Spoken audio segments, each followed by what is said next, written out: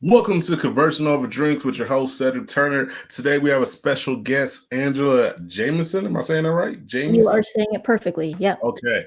And she is the author of Using Number Two to Get Number One. And it is, when I saw the cover, I just had to laugh. It was hilarious. I was like, I got to talk to her. I got to figure this out. I got to understand what this book is about. And I wanted you guys to understand what it's about as well. So before we dive into that part, Angela, would you like to introduce yourself to the fans? Well, sure. Thank you for having me. And so I am an ex-engineer, which might explain some of my craziness and warped way of thinking, because sometimes I think even I hold it back. But I'd had a wonderful international career with my engineering, settled back down in Saskatoon, Canada, and now I am a relaxed productivity advocate. I developed a logical way of thinking about life and how to just get more out of life while excelling at work as well. And so I have an online course and a membership, and I've had this book in my brain for like 2 decades. So I learned to self-publish, and I finally published it earlier this year. Oh, that's great. And if listeners want to get your book, where can they find it at? It is basically everywhere. You can get it, Amazon, anywhere you buy books. They probably don't have it on the shelves, but they can order it. Yeah. So wherever you want. Okay. And for all my listeners who are wondering how to get the book, trust me, I'll have her information in our thumbnails. You can click on the links. If you're watching on YouTube, you can click on the links below. If you're listening to it on Spotify and Apple, the links will be attached to the episode. You click on the links and you can go find her book. So, Woohoo! yeah, it'll be a lot of fun. I was like, I got to give me a copy because I got to read it. Once I saw the title, I just had to laugh. I was like, I got to see what this is about. So, what inspired you to write a self-help book that doesn't take itself too seriously? Well, I saw that people in general, we just have so much weight on our shoulders. We have mortgages, we have loans, we've got kids, we've got aging parents, and sometimes life is really heavy. So just taking it a bit lighter, getting a bit more laughter in your life, I think that's the key to kind of sailing through this thing, this crazy ride we call life. Oh yeah, like I do that at work all the time. Like people always ask me why I don't take it so serious. I'm like, you gotta laugh, man. I was like, I used to take it too serious, and I was aging way too much. I was like, and it's like you gotta laugh, you gotta have fun. I was like, I did a lot. Yeah. You gotta And have we fun. store a lot of stress like in our stomach. People start getting ulcers or Yeah, just indigestion. All of the and actually current science is finding that connection between the brain and the gut. And it is serious. You get stress, you feel it in your gut. You have yeah. you have digestive problems, you start feeling it in your brain. So it is a really important thing to take care of. Oh, for sure. So, how did the title come about? Like, what does using number two to get to number one actually mean? Yeah, well, number 2 means what you think it means, and number 1 means being the best you. So Yeah. it's kind of mixing those, I don't even know where that using number 2 and number 1 came from. Uh, I think it was just a polite way people developed to talk about poop and pee, but, Yeah. it just came to me actually probably 2 decades ago, and I told a colleague at work, "This is the title of my book," and he said, "That is amazing." So it's just been, festering. And the good thing, I could beat myself up about not writing this sooner, but life has a great way of everything in its perfect time. And Oh, during the 20 years, I've popped out a few kids, and kids love toilet humor, and so it just adds to the stories and adds to the fun. oh yeah. And going back to that, you said 20 years. So you've been thinking about this book for 2 decades. I've been warped for that long. Oh Mhm. wow. Like so that you put in a lot of time to this book. I was like, you've that's great to know. So how does humor play into your growth or healing your own in your own life? I think when we can see outside of ourselves, when we can look at a situation and just realize, we are here just having a great ride on this in this lifetime. So why not make it the best one yet? And I remember, I think I saw a saying of like, you want to arrive at the pearly gates, your hair flying and you're just sweating and you just had this huge life experience. And it's like, I'm here now, it's not, you want to be the one that leaves with all the stories. So that's Yeah, the one thing that I tell myself when things are going really pear shaped, when I'm feeling really bad and like this is just sucking, I just tell myself, this is going to be a great story later.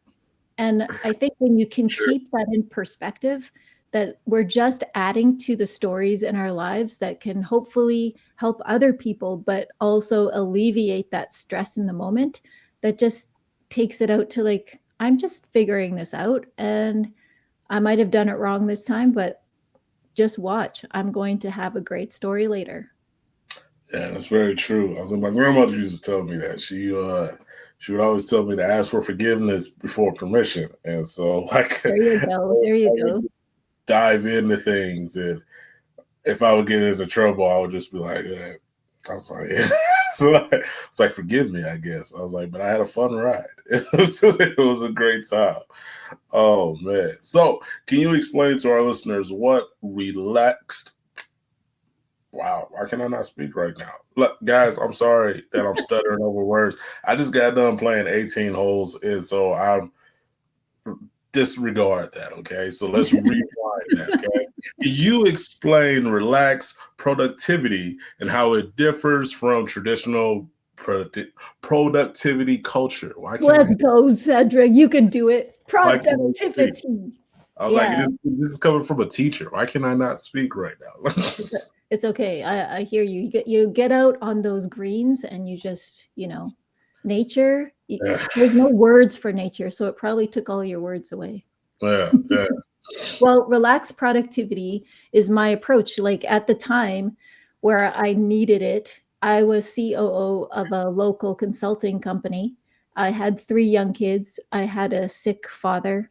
And it was like not even burning the candle. Like the candle was melting yeah, everywhere, And yet, if you had asked me if I was burning out at the time, I would have just said no. Like this is the way life is. You just yeah. keep going. You don't realize it until later that Uh, you were burning out and you were burning pretty fast. But it really hit me when my dad eventually passed away that it was like he was there just a few hours ago. I talked to him just a few hours ago, and now his voice is silenced forever.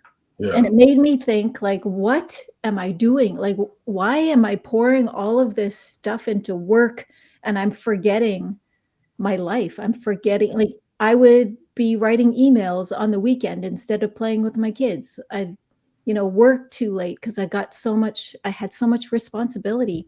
I had days off and I'm always thinking about how can I improve the business. And it's just wakes you up to the fact that we're doing productivity all wrong. We're always looking for ways to pack more work into our day when we forget that the product in productivity is us. mhm, So, whatever we focus on, whatever we spend our most time on, it's not what we intend to spend our time on, it's what we actually spend our time on. That's what we are building. And so I wanted to tell people you got to be mindful of the other parts of your life. And that's when it became relaxed productivity. okay, yeah, I can understand that completely. It differs from how I grew up, though. I was like, I grew up a country boy. I grew up working, and so it was always we're working till the sun goes down. From sun comes up to the sun goes down. And I remember talking to my grandfather about it, and I was like, "Man, why are we working so much?" And he's like, "I'll relax when I die." And I was like, Yeah, like I, we don't want to do that. We yeah, want to relax throughout the day.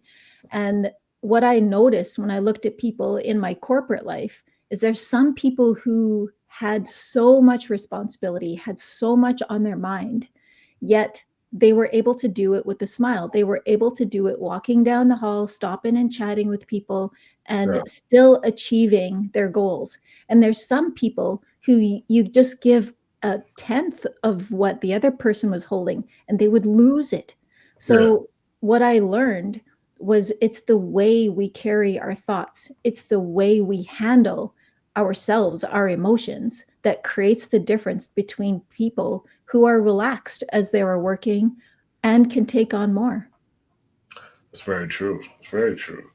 Okay. So, what are some of the signs that someone's being too serious about self improvement or success?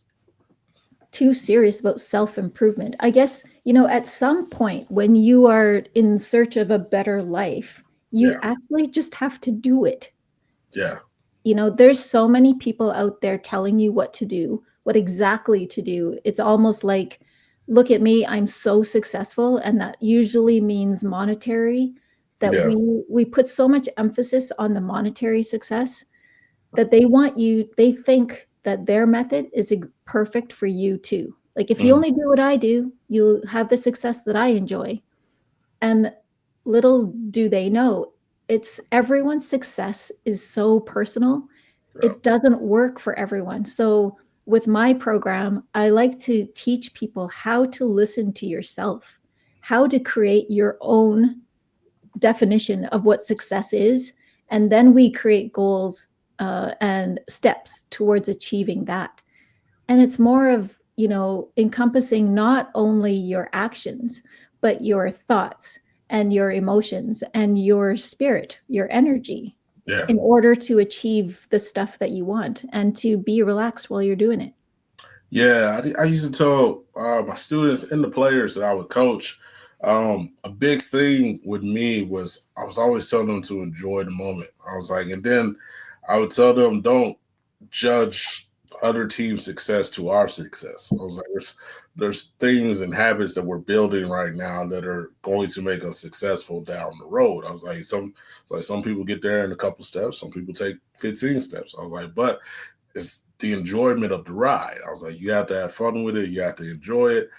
And a big thing with them is I would always tell them, quit comparing yourself to other people. Like, Yeah. stop doing that. I was like, that will stunt your growth so much because you're never going to be that person. You're taking different steps than they're taking. You And can't. everyone has different athletic talents. Like, Yeah.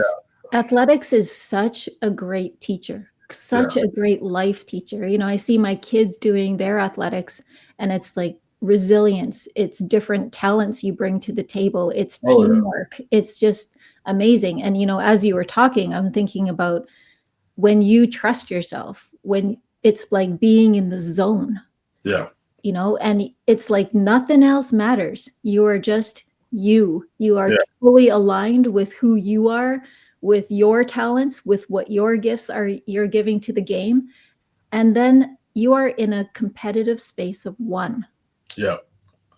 And it was, I would always tell them, even my like younger siblings who always, they're like, man, I want to be like you and I want to play like you and everything like that. I'm like, nah, don't do that. I was like, see my mistakes, improve. I was like, go past me. I want you to go past me. I want you to be better than I was. I want you to succeed. I was like, you can't take the same steps that I took because I took those certain steps based on that situation. I was like, you're not going to be in that situation. And sports is always, it's always a great teacher, and that's why even as a teacher I kept my classroom very competitive because it made my students think different. Like, they started to compete with each other, and then I would take games down to where now they're competing with themselves, and it's Yeah. like, well, you did this last time, like, why can't you do it this time? And they're like, okay, yeah, he's right. Like, I need to do this. Or I'm like, you can do better than this. Like, you're missing steps. Like, strive to be better. And they're it became a competition. They were having fun with it. And I always saw, I was like, if you trick a kid into having fun with learning, like, they're just gonna take off with it. Like, Oh, and they're amazing. never Yeah. gonna realize it. They're just gonna take off with it and they're gonna think it's fun until they're around their friends and they notice how far ahead of their friends they are. And they're like, what are you doing in class? So, like, so Exactly. it's always fun. I always brought that aspect into the classroom, and I love to hear that in the work field. Like, Yeah, uh, compete with yourself, like, yeah, know yourself, because, when you try to be someone else, you've you're always comparing someone's outsides to your insides, yeah, or someone's accomplishments, and you don't actually see all the work they put in to get there.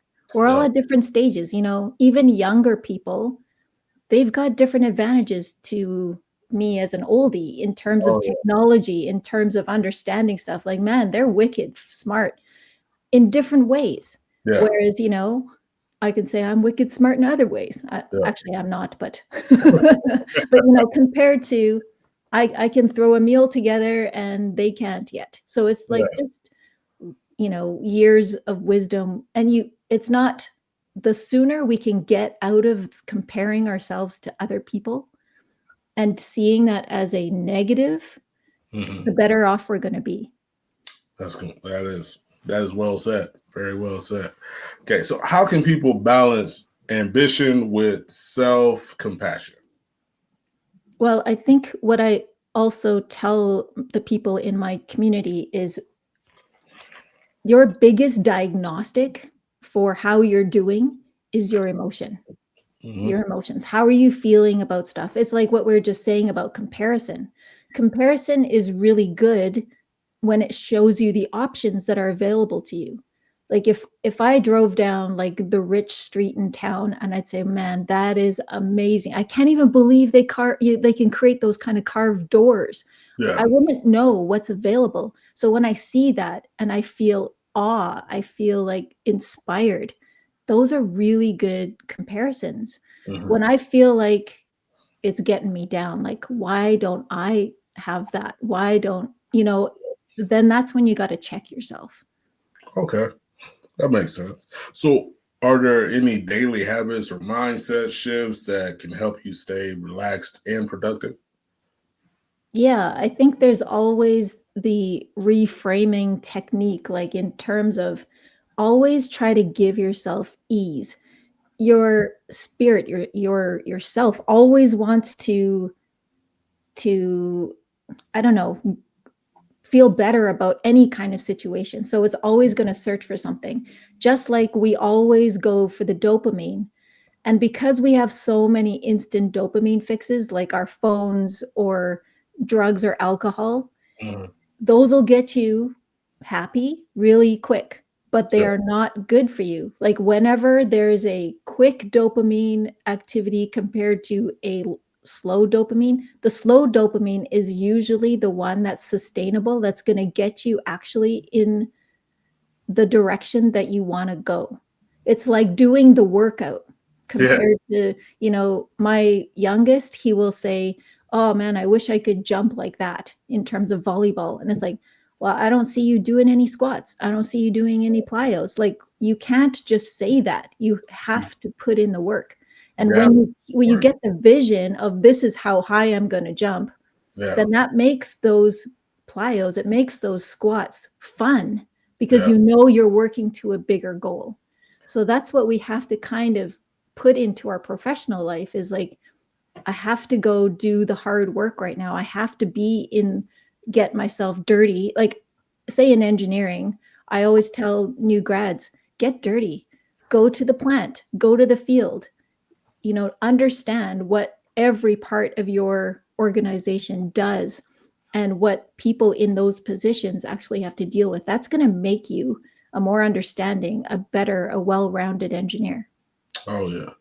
Like I mean, that just circles back to coaching. Is telling my students, I was like, because a lot of my players, I would never let them watch the NBA because the NBA is Got taught to inspire them. they taught horrible tendencies. Like they come in shooting from half court like they're Steph, and I'm like, you don't understand how many thousands of shots Steph has taken to be able to shoot like that. And Yes. I was like, you don't understand how many thousands of shots I've taken to be able to shoot like that. You can't just walk in and do it. Like you got to put the work in, man. And it's very different. I was like, this younger generation, they just want the instant gratification. It's like you got to understand, you're not seeing all the hard work they had to do.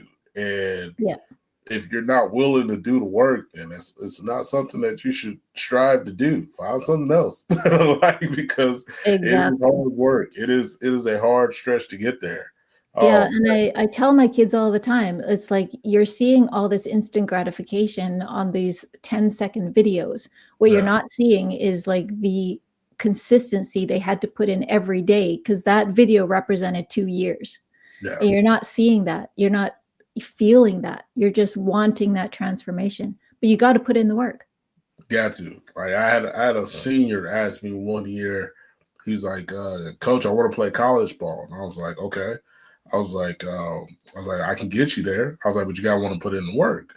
And he was like, what you talking about with work? And I was like, I'll give you a basic day of my freshman year in college. And he was like, okay. I was like, up at 6 a.m. for 6 o'clock workouts. 6 o'clock workouts are from 6 to 7. I was like, then you got to go to breakfast with a dietitian who tells you what you can't eat, but what you can eat. And then I was like, I went to a Christian school, so I had to go to mass at 8. And so I'm at mass from 8 to 9. And then after that, I got to go to class. I'm in class from 9 to noon. After that, I go to lunch with my dietitian again, who tells me what I can.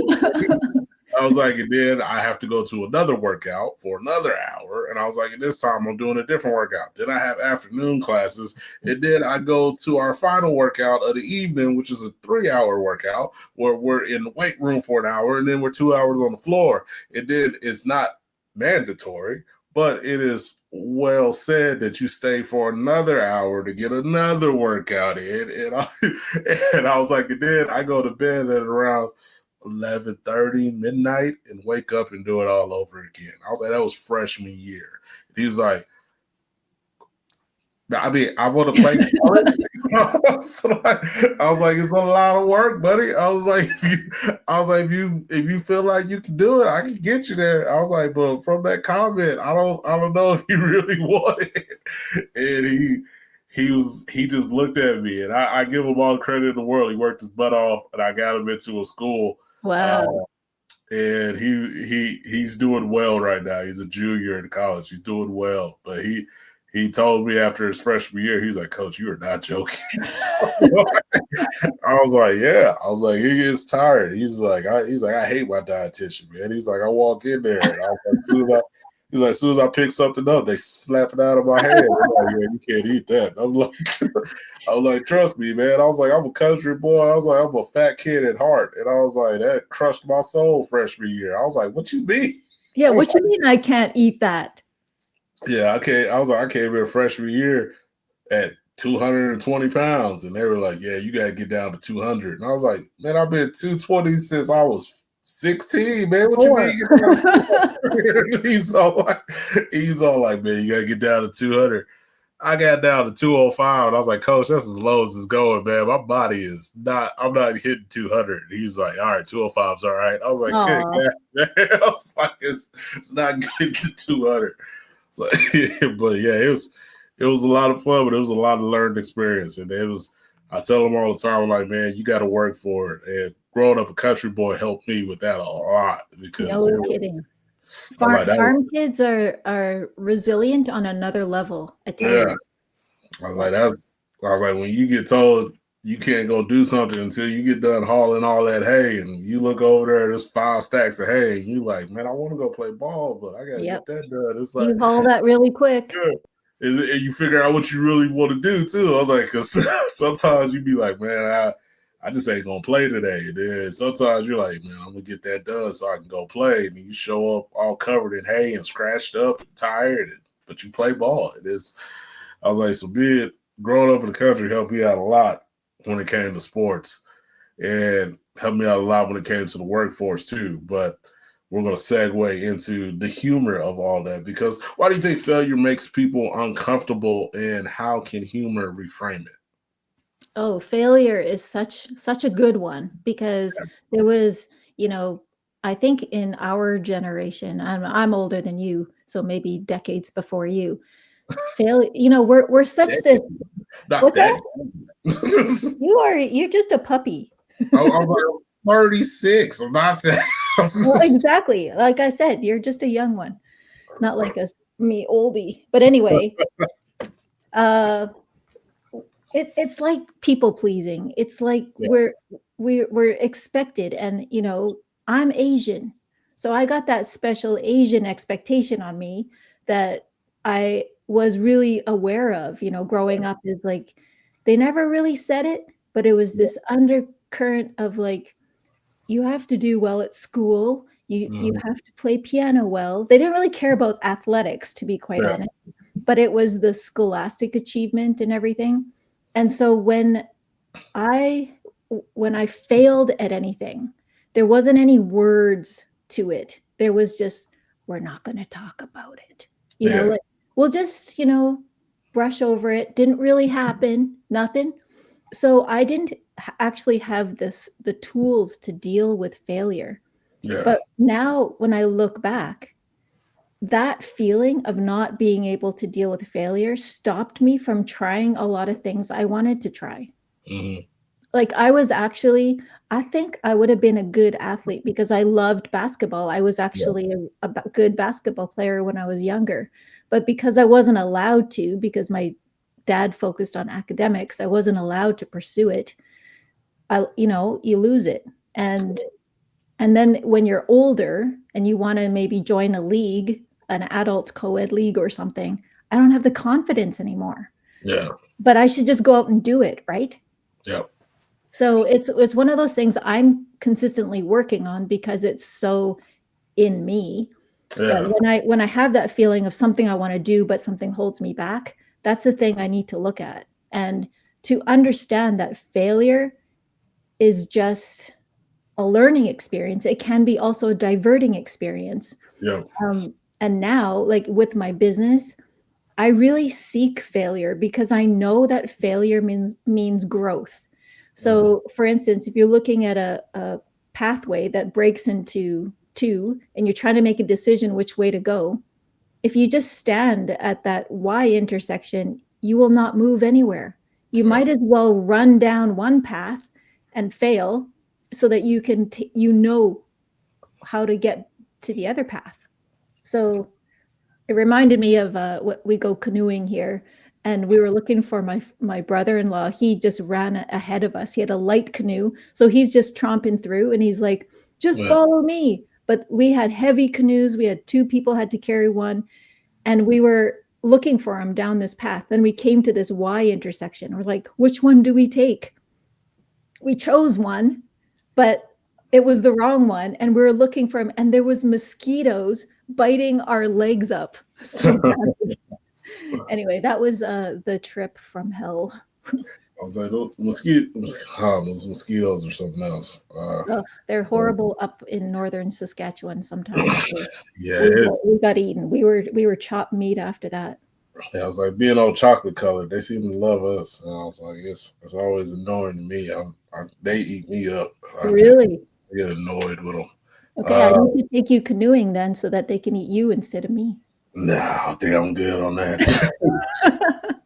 But like I understand that completely. I was like, failure never like I don't think I was ever really scared to try things. Like my grandfather always told me that I was gonna be successful because I wasn't scared to try things. Like I was always curious about everything. And I was like, the only way to find out how to do something is to try it. And Yeah. so I would try it. If I didn't like it, tough break. I was like, I don't like it. I was like, but if I do like it, I would dive into it.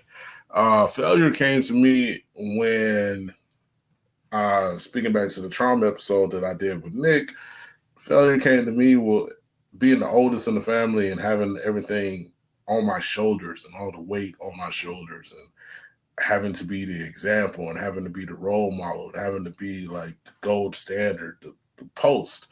Like that was where failure scared me. Like I remember talking to my teacher one time and she was like, Cedric, are you scared of anything? And I was like, not really. I was like, the only thing that scares me is failing because if I fail, it's a trickle effect. And I was like, and it trickles down to everybody that I'm carrying behind me. I'm like, so I can't fail. I was like, I can't afford to. I was like, if I fail, then then it's going to be a long life. I was like, I have to be successful. And I think that fear of failure like kept me from pursuing a lot of things further, because once you begin to get really good at something, now there's that fear of, now I gotta keep this consistent. I have to be consistent in this because now I'm good at it. And like if I ever Mm. dip, now I gotta hear from it, because I threw my hand in doing music when I was younger, because I had good vocals and I knew how to write music. I understood music. I played a lot of classical instruments when I was younger. I played the piano, the saxophone, the viola. I played them all. Wow, yeah. And so I was really big into music, and I tried music and I got better and better and better. And I had guys who were really big in the industry who were like, hey, you should keep doing this, like keep pushing yourself, keep doing music. And I was like, nah, like I was like, nah, because I was like, it's, if I get too good, now I gotta listen to people. And I was like, I gotta listen to fans, and I gotta listen to corporations, and I gotta listen to all these other people who are gonna try to change what I want to do. And it was all just a whole bunch of excuses of, I don't want to fail. Like Right, right. I don't want y'all to gas me up and then I get here and crumble. I was like, because then I'm just gonna be pissed off. And I was like, and that's not a good time for anybody when I'm pissed off. And I was like, but it is, and it was always like that. It was like that in sports. Like once I hit a certain level, it was just like I plateaued, and people were like, well, why are you plateaued? And it's just that fear of failure. Like I'd write a book, I started writing a book and I'd get 5 chapters in and people are like, man, I love this. Like keep doing this. And then I throw it away because I'm like, I don't want that. And like my buddies, it annoys the hell out of them because they're like, man, they're like, I don't understand what you're so scared of, man. Just go be successful. And they're like, once you're successful, then you'll see like everything that's happening. And so I've been working on another book. It's been a love story that I've been writing. I used a Cool. lot of Japanese inspiration for it, but Did it's you got fall in love with a Japanese person? did I? Oh, man, I did. A I little did. too personal, sorry. I fell in love with a Japanese woman, and Oh, she shattered my heart. It's so oh. I had to This come. is your story. This is your inspiration. Yeah, I was like, this is, I don't put it into the book. I don't want too many tears on the pages as I write. So, Well, when you look back and you say, I didn't want to be a failure because of, my younger siblings, was there really any risk of that? Like when you look back and you're just taking your measurement of success at weird intervals because as you were succeeding, you were failing too. yeah, You just didn't count that, right? nah, So like because at the time that I was failing, it was everybody around me was doing the same thing, and so it's like, okay, well, everybody's failing at this, and so so you feel better when you fail with other people. it seemed normal, but once I hit a level where it was like, okay, now I'm in the 1% of people. Like if Yeah, I it takes fail, it's courage to go. It very takes different. courage. Yeah. Yeah, yeah. I was like, because I like my uncle, he would give me a hard time because I was in the 1% of people when it came to athletics. Like I'm Yeah. 6 foot, I'm 220. I ran a 4.3 when I had a healthy knee. Like I was in a very rare air, and that fear of failure was big because it was like all these people have all these expectations for me. Yeah. What if I don't reach them? Like, what if I don't reach them? What if I don't make it? Like, now not only am I letting myself down, I'm letting everybody else down. So it's very different for me to just kind of step away from it than to try it and fail. Right. And I think this is where the sense of humor comes in Yeah. because, when you're at those echelons of achievement, one thing you can do is surround yourself by other people at that echelon, people Mhm. that are even higher than Yeah. you, so that you have a role model. This is the importance of having role models. But Mhm. when you don't have the role model, it's like the power of vision, the power of imagination, the power of putting yourself in a situation that's like something you've never seen before in real life, but you want to Yeah. get there.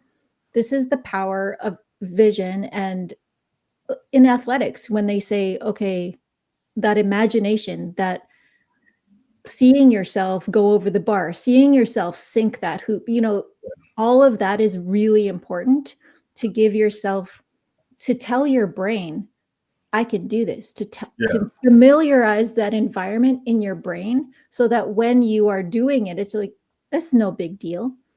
And that, I think that's why like it really sank in when I got into college after I was kind of done playing, and I started doing like stuff that I was really doing in high school a lot more. Like I started doing drama more. I started doing improv a lot. I was Oh, doing stand wow. up, and it was just fun because it was natural. Like in improv and comedy and like drama, like you can mess up and it's okay.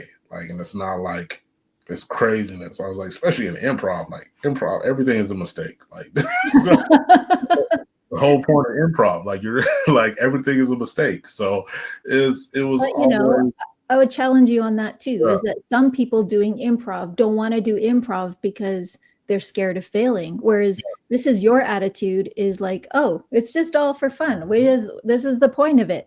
Is yeah, like, so you have to apply that to everything in your life. Is like when you're hitting a ceiling with something, what you should say to your youngers or around you is just like, hey, watch me. I'm gonna give this a go and we're going yeah, to see what happens. Like, isn't that just sort of alleviates all of that expectation, all of that stuff that's holding you down because you're just like a helium balloon that wants to fly and you're tethering yourself.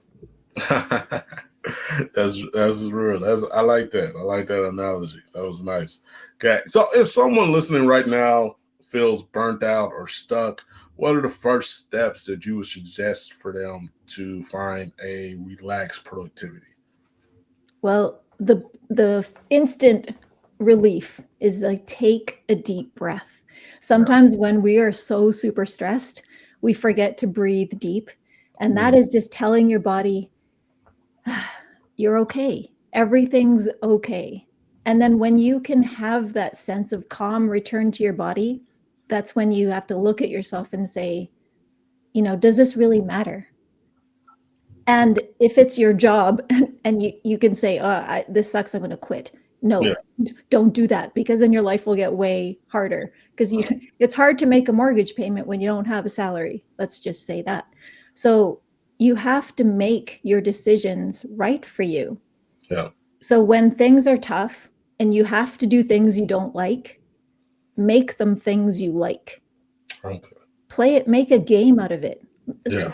For instance, like it's really common for salespeople, people that hate sales because you got to put yourself out there, you got to do cold calling and stuff. It's Yeah. like make a game with yourself. How many no's can you get today? And you try to get as many no's. And if you can do this with a friend, is like, so how many times can you get shot down today? And then, have a laugh about it. And that makes it into something that you'll actually like doing. And getting the no is just like, okay, thanks for the point. Yeah. It's just making life fun and making it work for you instead of you chasing something outside of yourself.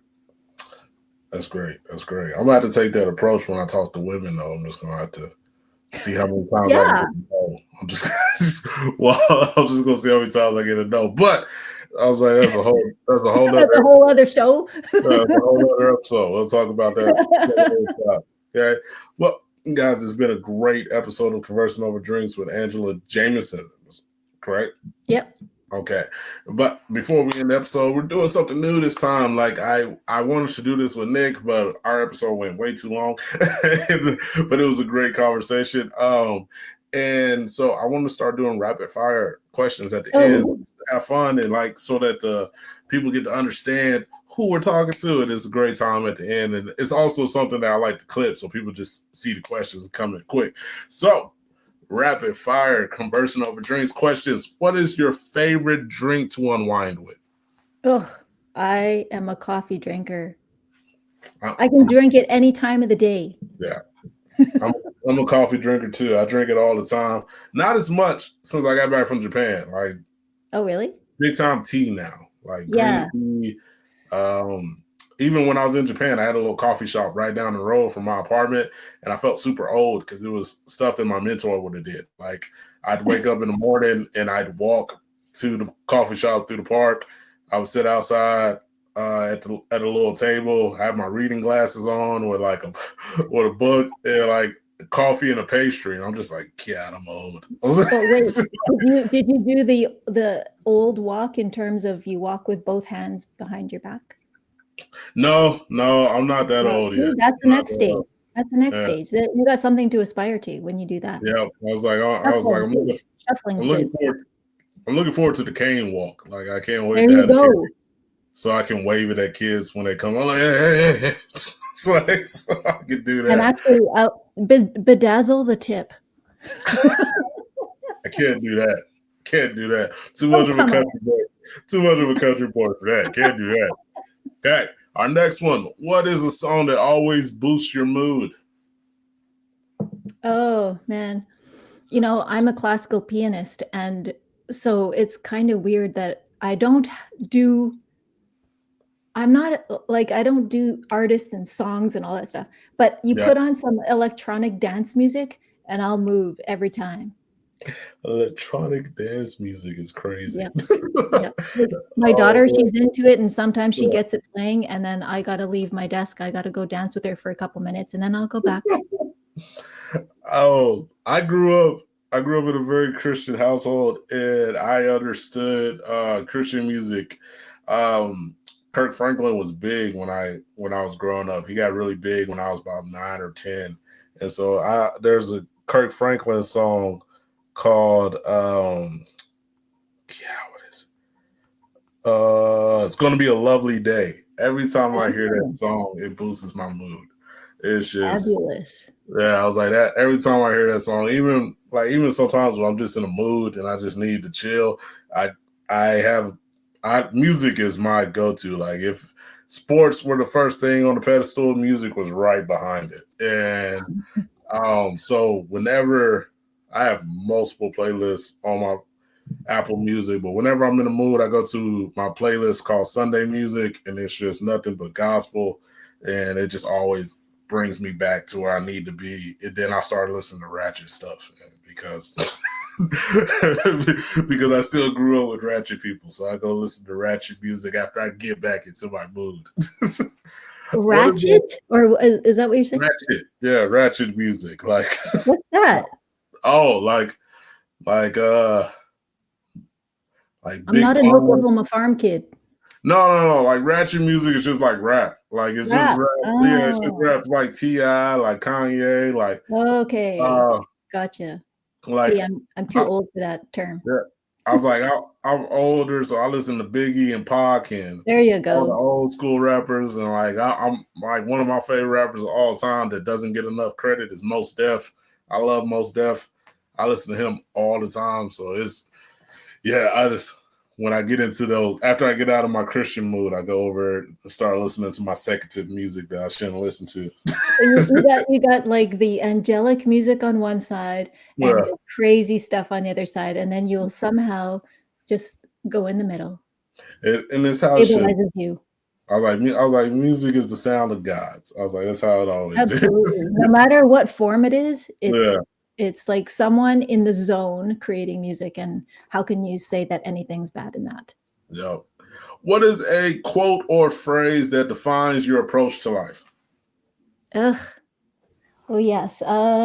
This is a hard one because I love there's so many inspirational quotes, Yeah, but I guess the one that immediately jumps to mind is Ella number 2 is just let it go. yeah. Let it go, my friends. Let it go. I was like, mine's got to come from old Ricky Bobby. If you're not first, you're last. It's like, it's like, No, it's no, one of the- no. You can choose to be last because you enjoy the journey, you know? You're Never. taking the more scenic route. I'm way too competitive for I that. know, right? Like, no. I was like, I used to tell I used to tell my players all the time, second is just the first loser. I was like, that's all it is. I was like, I don't care about silver medals. I'm like, second is just the first loser. You were the first person to be disappointed. So that's all it is. Well, they say the silver medalist is probably the saddest person, even though they're second out of like hundreds or thousands. But in all reality, my favorite quote and phrase comes from my grandmother. My grandmother used to tell me this all the time. She used to say, if you ever want to make God laugh, tell him you're playing. Yeah, And that's always been one of my favorite quotes and phrases because she would say that to me all the time. Every time I would tell her about what my plan was, she would just be like, I guess you're a comedian now. And I'm like, she's like, your plan is his plan, and his plan doesn't seem like that's what you want right now. And I was like, we'll figure it out. We'll get on the same page one day. We'll see. Okay, so before we head out, where are we? Already talked about this. I don't know why I had it written down at the end because we already talked about it, but make sure that I'll make sure to get with you to send me the links and everything so I can have them tagged into the episode for everybody so that they can go find your book, go find your course, and just be able to listen to the episode and have fun with us. It's been a great episode. It's been a great time. It's been very nice to meet you. Very nice to meet you too. It's been very fun. I knew this was going to be a fun one. Yeah, I try to keep them all fun. As my grandfather used to say, I was such a weirdo because I'm such a chameleon. He says, somebody who hates people so much, he was like, you just know how to blend in and get along with everybody. And I was like, I do. I was like, that's why the chameleon nickname has always been there. As much, I was like, because there's just, as an introvert, there's a lot of times where I'm like, I don't want to talk to none of y'all. I was like, just want to disappear. But I'm not going to do that to you because I know how much that might crush you. So I'm going to be kind. I'm going to be nice. I'm going to smile and giggle. But then I'm going to go into my dark hole and stay there for a while. Let me recharge. Yeah, don't bother me. Exactly. Yeah. So, Angela, it was great having you on the show. Thank you guys for listening. This has been Conversing Over Drinks with your host, Cedric Turner, and our guest, Angela Jamieson. Once again, all the links will be in the thumbnail in the description. If you're watching this on YouTube, it's going to be right down below. If you're listening to it on Apple or Spotify, it will be in the thumbnails. If you cannot tell, I've been doing this way too much because this is now easy, where when I first started doing it, I was stumbling over all my words. But thank you guys for listening. I'll see you guys later. Peace. I'm out.